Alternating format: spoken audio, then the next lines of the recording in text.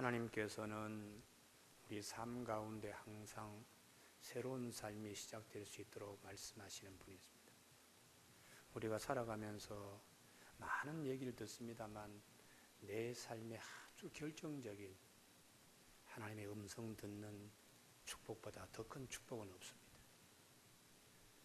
세계적으로 유명한 코카콜라, 가장 많은 사람들이 먹고 마시고 쓰는 음료인데 이 음료를 발견한 것은 1886년에 미국의 애틀란타에 있는 약재사 조지 펜퍼튼이라고 하는 분이 이것을 발명했습니다. 그런데 그것을 발명하고 돈을 한 푼 벌지 못했습니다. 이것을 상품화시켜서 돈을 번 사람은 그의 약국에 데리고 있던 점원이 세계 부자가 되었습니다. 왜 그런 일이 일어났을까?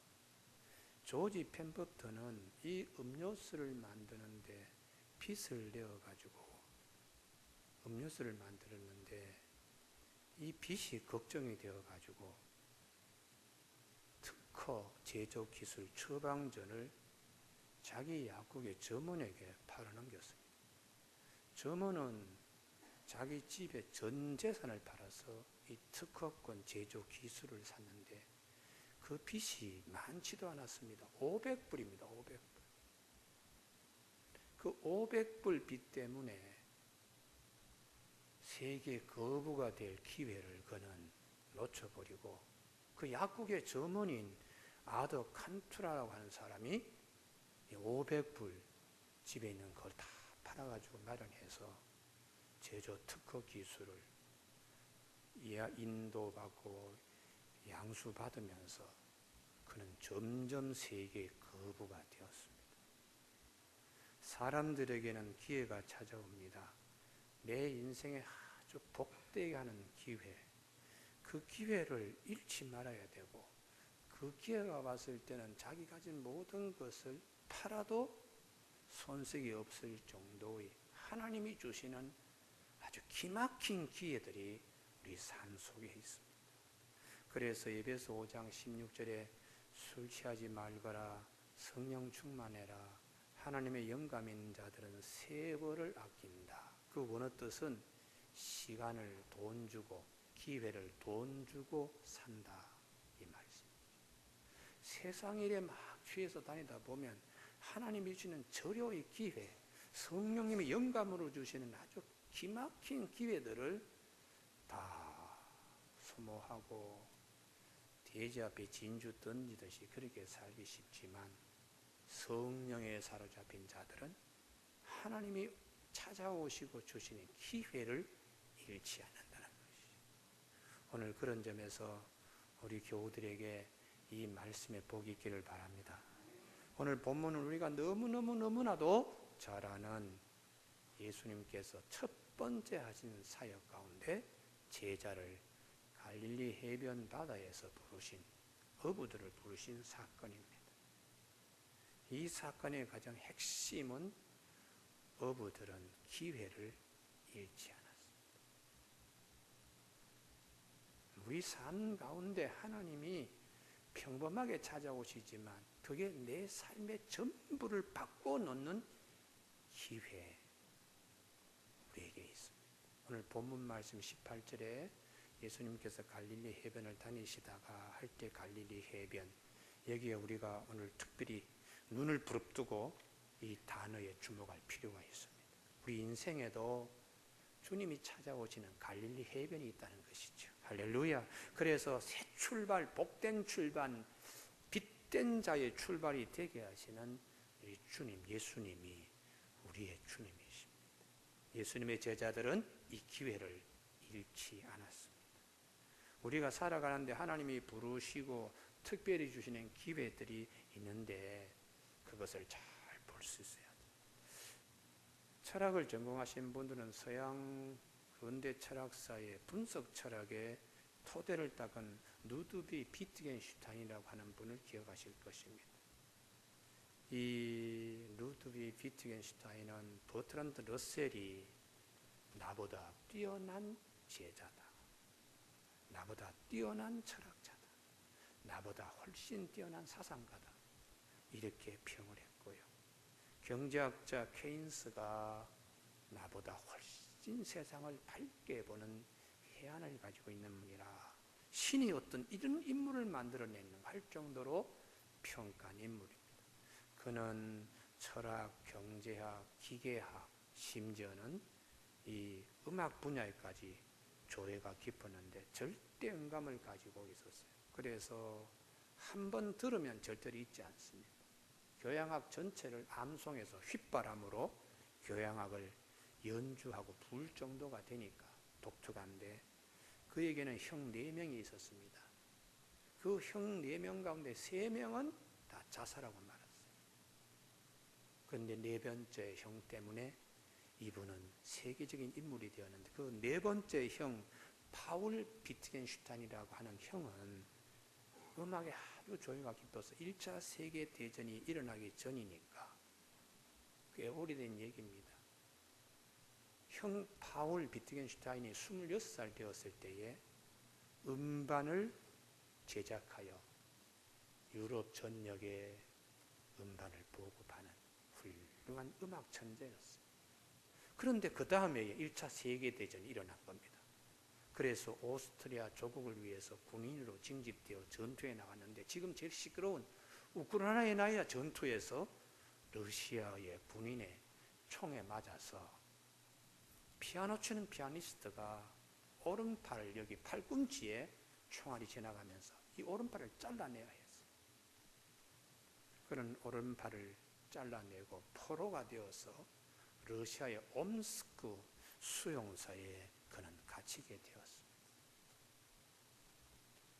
군대 입대하기 전에 전쟁만 일어나지 않더라도 유럽 전역에 음반을 발매해가지고 히트칠 인물인데 그는 불행하게도 총알 한 방 맞고 오른팔을 잘라내야 된 비윤회 그리고 옴스크 포로 수용소에 그는 갇혀 있었는데요. 그는 이게 인생의 전부인가라고 생각했습니다. 근데 그는 하나님께 기도했습니다. 그러면서 깨달았습니다. 하나님이 나를 전쟁에 죽게 만들어 두지 않으시고 살리신 이유, 그리고 오른팔은 잘렸지만 왼손을 남겨두신 이유가 무엇인가 라고 기도하는 가운데 오른손이 없더라도 왼손 하나라도 피아노를 칠 수 있다는 영감을 그는 받았습니다. 그래서 그는 그의 스승 피아니스트 요셉 나보로에게 편지를 보내어가지고 선생님 왼손으로도 피아노 칠 수 있는 곡을 편곡해 주시고 작곡해 주세요. 그 스승은 자기 제자가 그렇게 된 걸 알고서는 최선을 다하여 곡을 편곡하고 작곡해 줬습니다. 전쟁은 곧 끝나고 그는 조국 오스트리아 돌아오게 되었습니다. 그런데 의외의 일이 벌어진 것입니다. 당대 유럽의 최고의 음악가들이 다 이 파울 비트겐 슈타인을 위해서 곡을 다 쓰는 거예요. 그래서 피아노 연주곡 가운데 왼손을 위한 피아노 협주곡이라는 특별한 장르가 생긴 것입니다. 그 중에 모리스 라벨의 왼손을 위한 피아노 협주곡은 명곡 가운데 명곡입니다. 파울 비트겐슈타인이 왼손 하나밖에 없다라고 이렇게 생각하고 아무런 생각 없이 그냥 절망에 눌려서 어둠에 있었다면 역사의 삶은 그렇게 뒤안길에서 흩어지고 맙니다만은 하나님께서 남은 이 왼손으로도 뭘 할 수 있게 하려고 하시는 것이 아닌가. 그 지나가는 생각을 그는 놓치지 않고 붙잡고 그는 새로운 출발의 계기로 삼았습니다.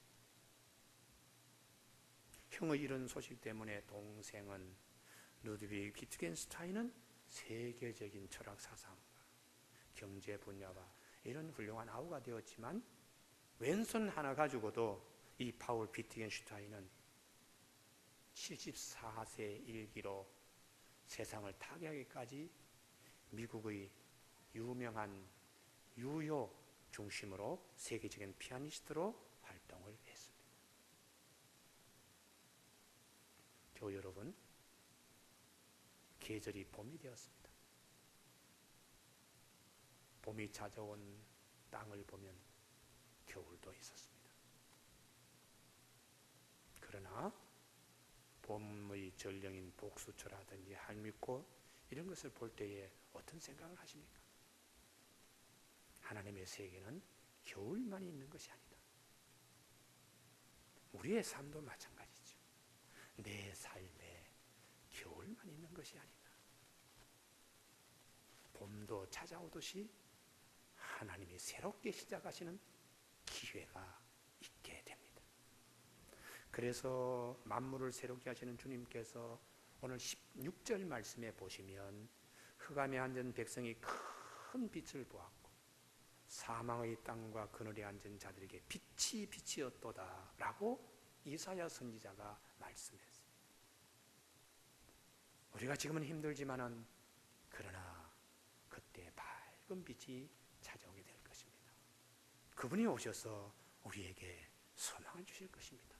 이런 이사야의 말씀을 마태는 다시 기억해서 먼저 말씀에 배치하고 그 다음에 그 말씀에 따라 제자들을 부르신 사건을 오늘 우리에게 보여주고 있습니다. 그러면 왜 예수님은 어부들을 제자로 부르셨는가? 구체적으로 벳세다 지역에 있는 어부들인데요. 요한복음 1장 44절에 안드레하고 베드로는 벳세다 출신이다 하는 말씀이 있는데요. 예수님께서 갈릴리 해변을 거니실 때 갈릴리 바다는 넓게는 20km, 좁은 곳은 10km니까 사실은 호수가 담수호보다는 바다라는 개념이 더 적절하겠죠. 그래서 여기저기 마을들과 도시들이 있었는데 그때에 성경 밖의 로마 역사 기록에 의하면은 예수님이 해변을 거니실 무렵에는 신도시 개발이 있었습니다. 그 유명한 티베리아라고 하는 신도시 개발이 있었습니다. 로마 황제 아우구스토 가이사 1대 황제의 뒤를 이어서 2대 황제 티베리우스 가이사가 등극했을 때 여러 지역의 분봉왕들이 앞을 다투어서 그를 기념하는 기념물이나 경기장이나 도시를 건설했습니다. 헤롯 대왕의 아들인 헤롯 안티파스, 우리 성경에 나오는 대헤롯 말고 주로 헤롯은 헤롯 안티파스인데 이분이 왕이 되면서 로마의 황제에게 잘 보이려고 갈릴리 바다 해변 한 곳에 신도시 건설을 하고 있었어요. 그것은 교통의 요충지고 많은 사람이 다니는 아주 좋은 도시로서 적합한 곳이었습니다. 거기에 비해서 갈릴리 바다 한 곳에 늪지대요, 좀 낙후된 지역이요, 변두리 지역 같은 곳이 벳세다와 가버나움. 어떻게 보면은 한쪽은 막 개발하여 지금 막 붐이 일어나는데 한쪽은 박탈감을 느낄 수 있는 주변부적, 변두리적 삶의 자리에 있는 지역이라고 볼 수 있는데요. 여기에 주님은 이들을 불러서 제자로 삼으셨어요. 신도시를 건설을 하고 있는 헤롯 안티파스는 거의 예수님과 동년배였습니다. 예수님보다 1살 늦게 태어났고요. 그의 나이가 29살 때에 이 디베레아라고 하는 신도시를 건설했으니까 예수님의 공생애가 시작될 때와 같은 해라고 볼 수 있습니다. 왜 헤롯 안티파스는 신도시 건설에 이렇게 목을 메고 있는가? 로마의 황제에게 잘 보이려고 하는 것도 있지만은 그의 약점 때문입니다. 그 약점은 혼인의 불건전성입니다. 동생 빌립의 아내 제수시지요. 헤로디아를 뺏어서 자기 아내를 삼았습니다. 이건 도저히 있을 수 없는 일이죠. 유대인들에게 있어서는 우리에게 리더가 되고 왕이 되는 당신은 부적격자라는 것이 민심에 요동치고 동요쳤어요. 그런데 거기에 제일 앞장선 사람이 세례요한이었어요. 이 결혼은 아주 하나님 앞에서 온당치 못한 것이라고 민심이 뒤숭숭하니까 세례 요한을 옥에 가두었습니다. 그래서 예수님께서 당신의 공생의 사역에 오늘 갈릴리 해변에 한쪽은 신도시가 건설을 하고 세례 요한 옥에 갇혔고 이 나라의 이 민족에게 정말 참된 소망이 어디 있는가? 도시 건설보다는 하나님 나라의 일꾼을 세우고 일꾼을 찾는 일에 주님은 우리에게 오늘 본문을 통하여 말씀해 주고 있습니다. 사랑하는 교우 여러분, 정치 권력에 의해서 본다면 벳세다와 가버나움에 있는 어부들은 소외된 사람들입니다. 그러나 하나님의 아들 예수 그리스도는 그들에게 따뜻함을 가지고 와서 새롭게 출발하고 로마의 황제나 유대의 분봉왕 따라올 수 없는 높은 곳의 제자의 반열로 이들을 세우시는 주님이 오늘 우리들의 주님이십니다. 내가 힘들고 어려울 때에 주님이 어떻게 찾아오시냐? 갈릴리 어부에게 다가오셔서 제자로 삼으신 주님이 오늘도 우리의 삶에 새 삶을 열게 하시는 주님이세요. 그래서 오늘 16절이 대단히 중요합니다. 흑암에 앉은 백성이 큰 빛을 보았고 사망의 땅과 그늘에 앉은 자들에게 빛이 비추었도다. 주님, 이 말씀대로 나에게도 될 줄로 믿습니다. 이런 고백들이 어려울 때 특별히 있어져야 합니다. 그러면 왜 주님께서는 이 어부들을 벳세다 가버나움의 어부들의 무엇을 보시고 그렇게 제자로 삼으셨는가? 우선 어부들은 하늘에 맡기는 삶이 직업적으로 체질적으로 그렇게 되어 있어요.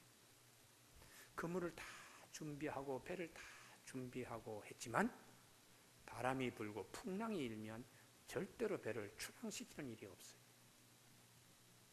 오늘은 하늘이 쉬라 그러는 모양이다. 바람이 잦아들 때까지 기다리는, 바다에 나가서 억지로 투망질하고 하는 일을 그들은 하지 않습니다. 오늘 못 잡으면 내일 잡지. 하나님의 뜻이 거기 있는 모양이다. 인간의 나약한 존재, 그 한계를 아는 자들이었습니다. 하나님 뜻을 더 중히 여겼습니다. 삶의 중심, 축이 전적으로 하나님께 달려있다는 거예요. 오늘도 하나님께서 은혜를 주셔야 배가 출항할 수 있지, 고기 잡으러 나갈 수 있지. 바람 부는 거 보니까 오늘 안 되겠구만. 다 하나님이 주장하시는 것에 그들의 삶의 리듬을 맞추며 살아갔던 아주 특별한 분들이었습니다. 거기에 비해서 한창 으쌰으쌰하고 신도시를 건설하는 헤롯 안티바, 로마의 디베리우스에게 잘 보이는 안티파스, 전적으로 자기 중심으로 사는 거예요. 상식이고 양심이고 통하지 않습니다. 대표적으로 어떻게 동생의 부인 제수 씨를 자기의 아내로 삼고 잘못되었다는 지적하는 세례 요한을 옥에 가둬서 나중에 참수까지 하잖아요. 자기 부인이 나바티아 왕국에서 온 공주였습니다. 그런데 그 공주를 쫓아냅니다. 이 공주가 눈물을 흘리며 자기 나라 나바티아 왕국에 가서 아버지께 아버지의 원수를 갚아주십시오. 그래서 이 나바티아 공화국의 나바티 왕국의 왕이 군대를 일으켜서 전쟁이 일어나는 이런 끔찍한 일도 있었어요. 거기에 비하면은 갈릴리 바다 가버나움 벳세다의 어부들은 하나님 보시기에 얼마나 아름다운 삶을 살고 있는가. 오늘도 하나님이 허락지 아니하시면 내가 배를 출항시키지 않겠다. 고기잡이 어선을 내가 가지고 그렇게 나가지 않겠다. 하나님의 뜻이 그들의 삶 속에 아주 체질화되어 있는 것입니다. 오늘도 우리 하나님께서 이 말씀을 통하여 우리가 하나님 중심으로 살면 갈릴리 해변을 찾아오시는 그 주님이 갈릴리 어부들을 찾으셔서 제자로 삼으신 것처럼 하나님 중심으로 살면 주님이 우리에게 오셔서 좋은 기회를 언제든지 주시는 분이심을 성경은 우리에게 약속하고 있습니다. 그래서 오늘 집사님께서도 기도 가운데 말씀하셨지만 마태복음 6장 33절에 그런 정도에는 먼저 그의 나라와 그의 의를 구하라. 하나님 중심의 삶을 살라. 그리하면 이 모든 것을 너희에게 더하실 것이라. 이렇게 약속합니다. 골로새서 3장 2절에 위의 것을 생각하고 땅의 것을 생각하지 말라. 하나님 중심으로 살라. 에베소 5장 10절 주를 기쁘시게 할 것이 무엇인가 시험하여 보라. 하나님 중심으로 살아봐라. 하나님이 어떻게 하시는가 이 말씀이죠. 두 번째에 가버나움 베세다의 어부들은 두 번째 특징이 있는데 소망을 잃지 않았습니다. 한 번 투망해서 고기가 건져지지 않는다고 포기해서 그물을 접어가지고 무트로 나오지 않고 한 번 던져서 고기 없으면 또 한 번 던져보지. 그리고 다시 또 없으면 또 여기도 한 번 던져보지 하고 항상 그들에게는 또 한 번 다음번에 하는 희망의 등불이 이들의 마음속에는 항상 직업적으로 체질적으로 이들은 몸에 배인 인물들입니다. 해변가에 와서 고기 한 마리 잡지 못했다고 그물을 갖다 광에다 휙 집어 던지지 않습니다. 오늘 고기 잡지 못하고 빈배로 왔으면 내일 또 고기 잡으면 되지 하고 그물을 씻고 그물 코를 갖다가 망질하는 내일에 사는 사람, 다시 말하면 항상 이들에게는 희망의 등불이 꺼지지 않았다. 여러분, 우리가 예수님이 기뻐하시는 예수님의 제자의 삶에 이 부분들이 있어야 돼요. 오늘뿐이야. 나에게는 내일이 없어. 이렇게 되면 어부가 될 수 없어요. 이번뿐이야. 그리고 그물 던졌는데 고기는 잡히지 않으면 그물을 걷고 나오면 그는 어부가 될 수 없어요. 오늘밖에 없다고 할 때에 사람은 극단의 선택을 해요. 해밍웨이 여러분 다 잘 아시죠? 이분은 독특한 삶을 살았습니다. 모험심이 강했습니다. 용맹했습니다. 한때는 투사로 활동을 했어요. 소싸움하는데 왜 이렇게 탁 붉은 헝겊을 들고 뭐 이렇게 하다가 그 황소에다가 탁 이렇게 찌르는 말이죠. 투사요. 그것도 해밍웨이가 했어요. 그리고는 종군 기자요. 뭐 누구를 위하여 종을 울리나 하는 그 작품이 종군 기자로서 그가 활동할 때 얻었던 문학 작품입니다. 총알이 빗발치는데도 그 겁내지 않고 전쟁에 참여해서 그걸 갖다가 르뽀를 쓰고 했던 그런 기자인데요. 3번 결혼하고 3번 이혼했어요. 그리고 노벨 문학상을 받았는데 62세 나이에 자신의 사냥총으로 자살하고 말았습니다. 왜 그는 그렇게 자기의 사냥총으로 자기 목을 겨누고 죽었을까요? 그는 소망과 꿈과 내일이 없는 허무감에 빠졌기 때문입니다.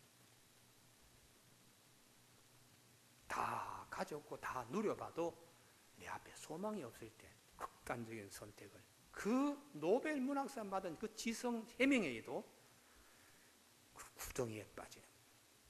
그래서 영국의 지성 버나드 레비는 이렇게 표현했습니다. 이를 가리켜 인생의 빈 구멍이다.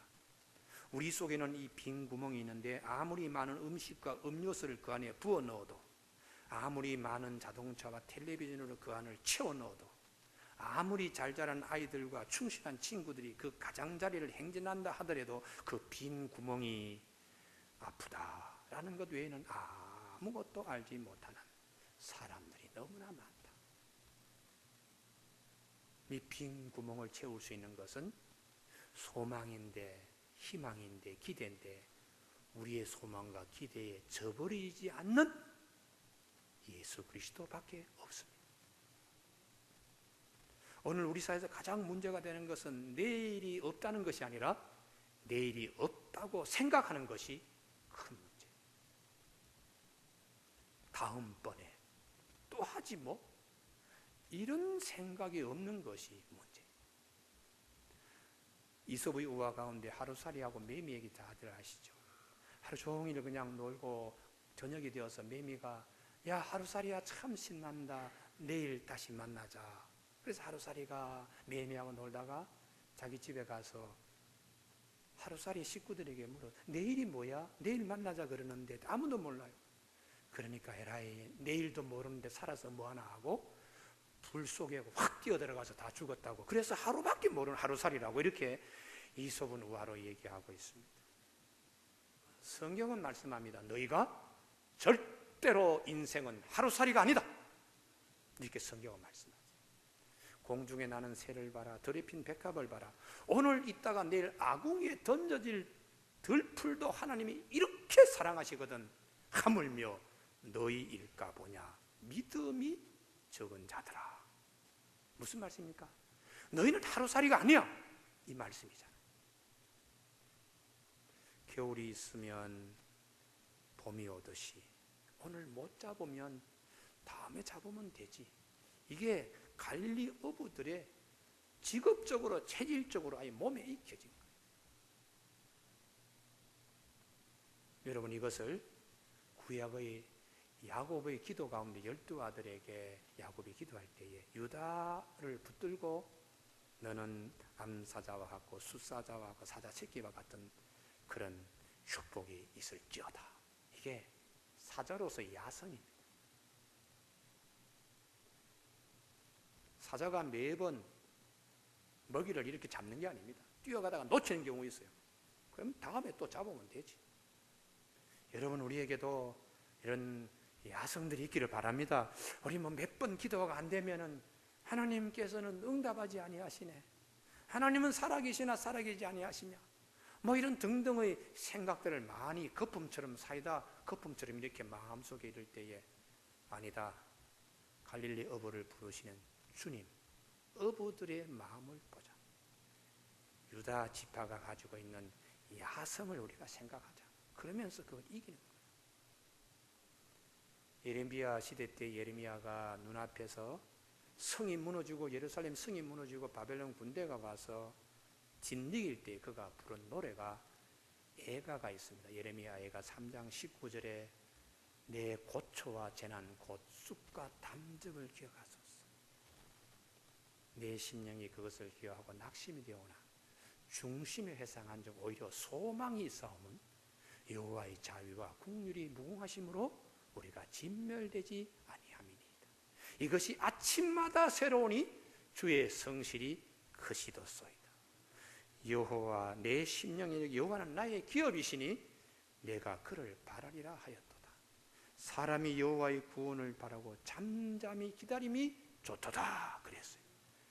나라는 망하고 성은 무너지는데 그 앞에서 노래 부른 예레미야는 내일에 대한 희망의 창가를 부르고 있었어요. 그의 희망의 창가처럼 70년 후에 아니 56년 만에 이스라엘 백성들이 1차 바벨론 포로로 와서 거기에 다시 성터를 쌓고 재건의 노래가 울려 퍼지게 되었습니다. 오늘 3부 예배 참석한 우리 교우들에게 소망의 등불이 꺼지지 않는 우리 심령이 되기를 바랍니다. 야, 봄은 왔건만 내 심령은 왜 이렇게 봄이 오지 않았나 이런 것이 아니라 봄이 온 것처럼 내 심령에도 하나님이 주시는 이 말씀으로 소망의 등불이 분명해지길 바랍니다. 세 번째에 예수님의 제자들의 이 갈릴리 어부들이 예수님이 부르실 때에 즉각 순종했어요. 나를 따라오라 내가 너희를 사람 난 어부가 되게 하리라 하시니 그들이 곧 그물을 버려두고 예수를 따르니라. 베드로와 안드레의 형제들은 곧 유대오스 즉시 따지지 않고 즉각적인 순종했습니다. 21절에 세베대의 두 아들도 마찬가지로 22절 그들이 곧 배와 아버지를 버려두고 예수를 따르니라. 공통적인 단어가 곧인데 마태복음뿐만 아니라 마가복음은 곧이라는 단어가 대단히 많나.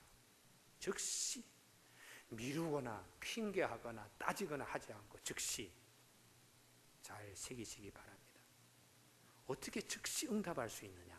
이것은 전적인 신뢰하기 때문에 즉시 순종할 수 있습니다. 전적으로 신뢰하지 못하면 그것이 되지 않습니다. 하나님이 원하시는 것은 즉각적인 응답보다 더 중요한 전적인 신뢰를 하나님이 원하시는 거예요.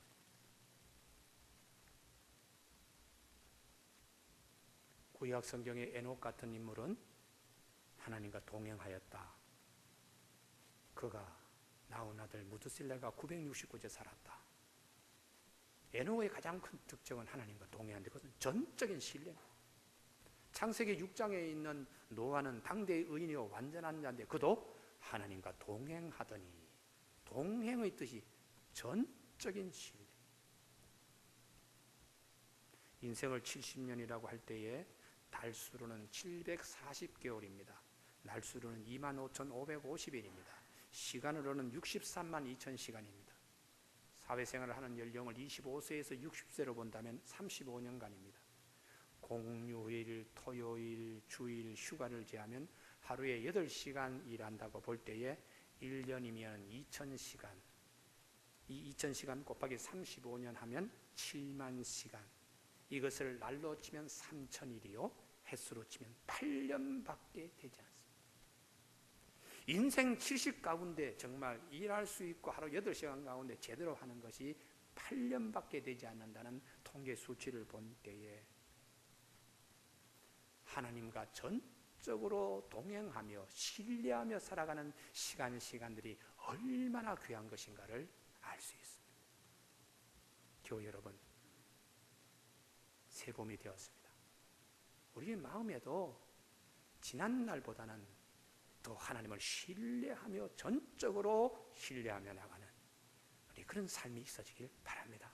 그래서 시편 37편 5절에서 여호와를 의뢰하고 선을 행하라. 땅에 머무는 동안 그의 성취를 먹을거리로 삼을지어다. 또 여호와를 기뻐하라. 내 마음의 소원을 이루어 주시리로다. 내 길을 여호와께 맡기라.